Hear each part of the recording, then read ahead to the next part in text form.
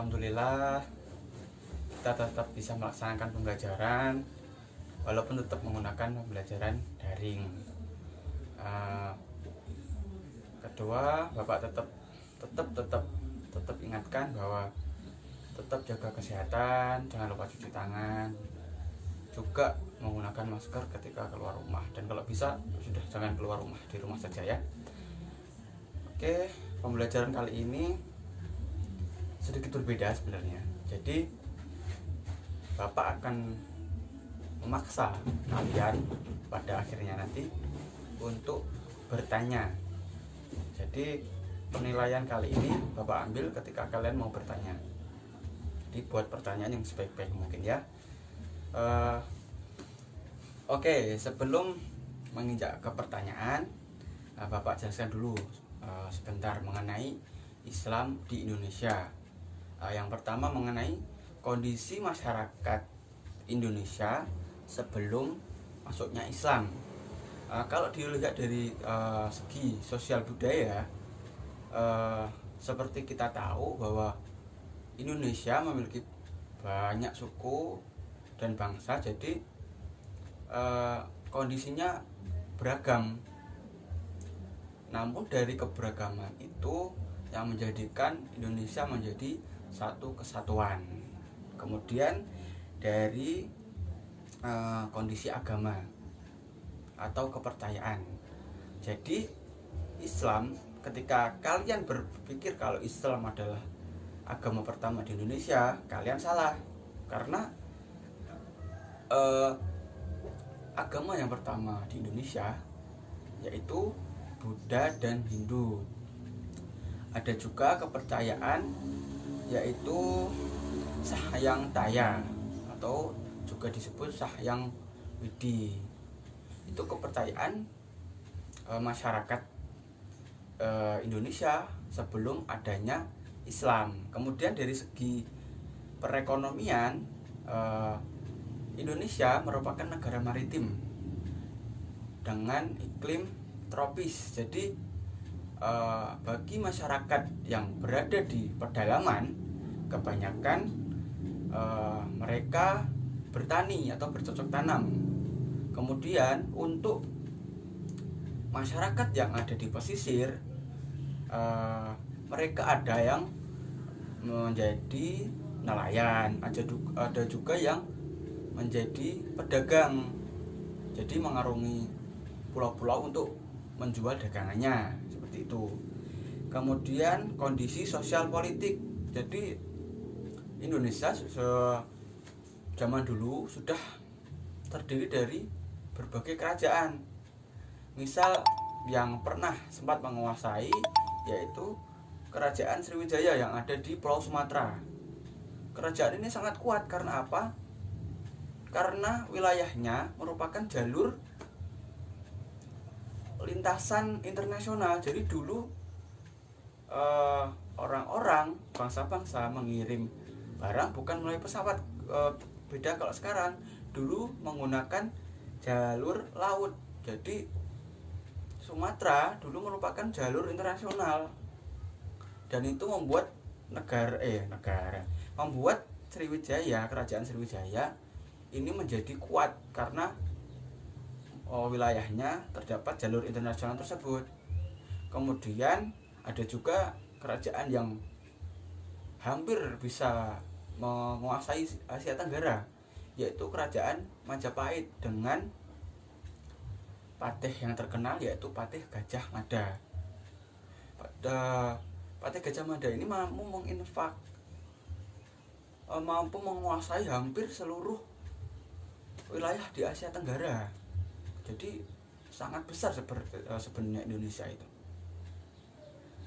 Nah, setelah mengetahui kondisi Indonesia sebelum Islam, sekarang bagaimana sih Islam bisa masuk ke Indonesia?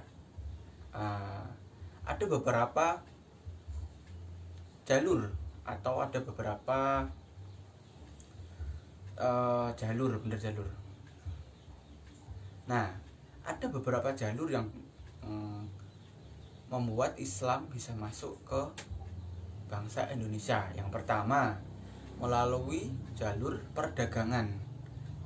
Jadi seperti yang dijelaskan tadi, Bapak jelaskan tadi, bahwa Indonesia memiliki jalur internasional. Jadi bukan tidak mungkin para pedagang dari daerah yang sudah dimasuki Islam berdagang ke Indonesia. Jadi selain berdagang, juga para pedagang ini menyebarkan agama Islam. Salah satu contoh dari negara Mesir, negara Arab, negara India yang menyetorkan atau mencari rempah-rempah dan menjual produk dari sana ke Indonesia.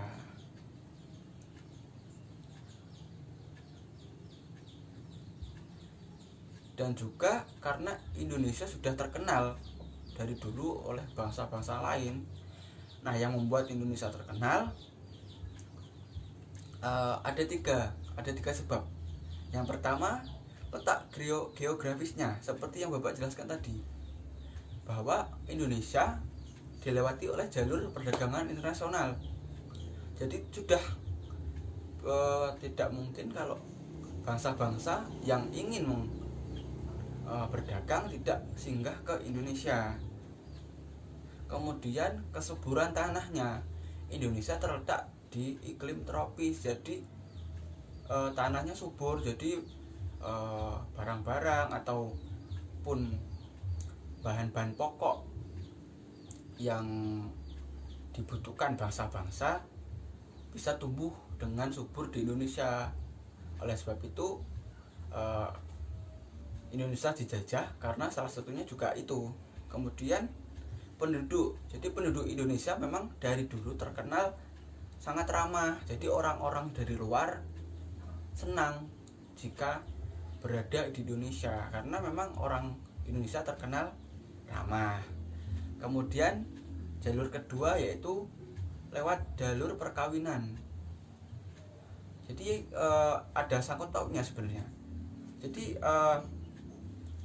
para saudagar kaya tersebut yang singgah di Indonesia, tentunya orang Indonesia menganggap orang-orang yang singgah itu merupakan orang-orang yang agung atau orang-orang yang dianggap berwibawa, terkenal. Maka orang-orang Indonesia ataupun para tokoh-tokohnya berupaya untuk menikahkan putrinya dengan para saudagar tersebut, dengan tujuan ya kita tahu mungkin agar ekonominya mapan, juga faktor-faktor lain. Namun setelah perkawinan tersebut, si saudagar yang beragama Islam dapat menyebarkan agama Islam.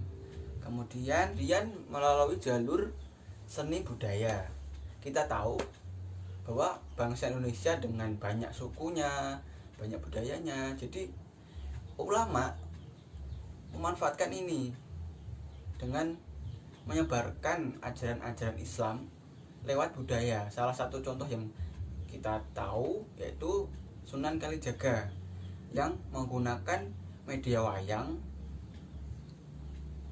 untuk menyebarkan agama Islam. Nah, itu juga termasuk ide yang bagus karena memang Indonesia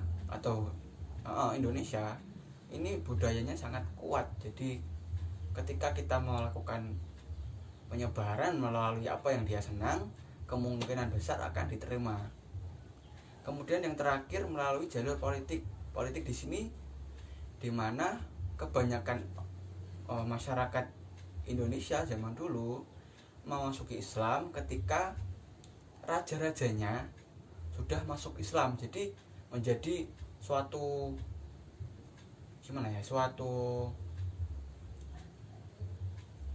kalau bahasa Jawanya keretak. Jadi rajaku masuk Islam, berarti aku harus ikut rajaku, harus ikut masuk Islam.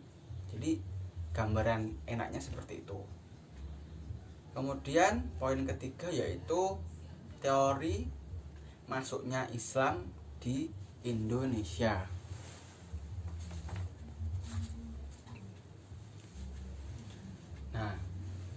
Jadi teori yang pertama mengenai kenapa Islam bisa masuk Indonesia, yaitu ada teori Mekah.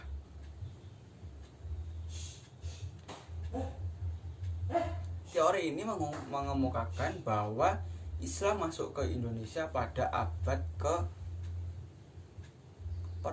ini dibuktikan pada pesisir pantai barat Sumatera pada abad ke-7 sudah ditemukan perkampungan Islam. Jadi dengan bukti ini ada beranggapan bahwa Islam masuk ke Indonesia pada abad ke-7 oleh kaum-kaum yang dari Mekah atau dari Mesir. Kemudian juga dibuktikan dengan pada saat itu kebanyakan mazhab yang digunakan atau yang dianut oleh bangsa Indonesia yaitu mazhab Syafi'i, yang pada saat itu mazhab Syafi'i dominan dan kebanyakan dianut oleh bangsa Mesir dan juga di sekitarnya. Jadi menganggap bahwa penyebarannya dari daerah sana. Kemudian ada teori kedua yaitu teori Persia. Nah, teori kenapa ada yang menganggap Indonesia Islam masuk dari Persia? Karena banyak yang mengatakan ada banyak kebudayaan yang mirip antara di Persia dan juga yang ada di Indonesia. Sebagai contoh, peringatan 10 Muharram atau hari Asyura. Nah, itu di Persia dan juga di Indonesia ada. Jadi beranggapan karena kesamaan tersebut Islam masuk melalui bangsa Persia. Nah, yang ketiga ya ini teori Gujarat. Teori ini dilandaskan atau beralasan bahwa kurangnya fakta yang kuat mengenai teori Mekah tadi. Jadi beranggapan teori Mekah tidak kuat dan didukung dengan hubungan yang erat antara Indonesia dengan India yang sudah dari dulu, sehingga beranggapan bahwa dari Gujarat India lah Islam masuk ke Indonesia. Nah, itu tadi materi yang Bapak sampaikan. Setelah ini seperti yang Bapak sampaikan di awal, bahwa Bapak akan memaksa kalian untuk bertanya. Jadi tugas kalian harus membuat satu pertanyaan, cukup satu saja, yang berkaitan tentang tema yang Bapak sampaikan tadi pada LKS halaman 15 sampai 20 tadi ya. Setelah itu kalian kirim ke grup pertanyaan tersebut, dan pertanyaan tersebut akan menjadi absen kalian. Jadi kalau kalian tidak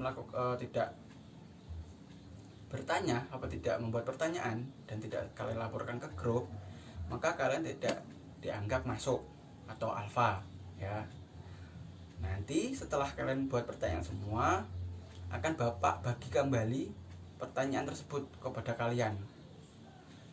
Nah, tugas kalian selanjutnya untuk menjawab pertanyaan yang Bapak bagikan tersebut dalam kertas. Kemudian kalian foto dan kirim ke WA Bapak. Terakhir nanti jam 12 malam. Jadi ketika kalian mengirim besok, Bapak anggap tidak mengerjakan tugas. Oke, mari kita tutup pelajaran hari ini. Bapak kira cukup jelas apa yang Bapak sampaikan, dan Bapak kembali menyampaikan bahwa tetap jaga kesehatan, dikurangi untuk keluar, dan apabila keluar senantiasa menggunakan masker. Oke, Bapak tutup. Semoga pembelajaran hari ini dapat membuat kita semakin mengerti tentang dunia Islam dan mendapatkan manfaat atas apa yang kita lakukan. Bapak akhiri, wassalamualaikum warahmatullahi wabarakatuh.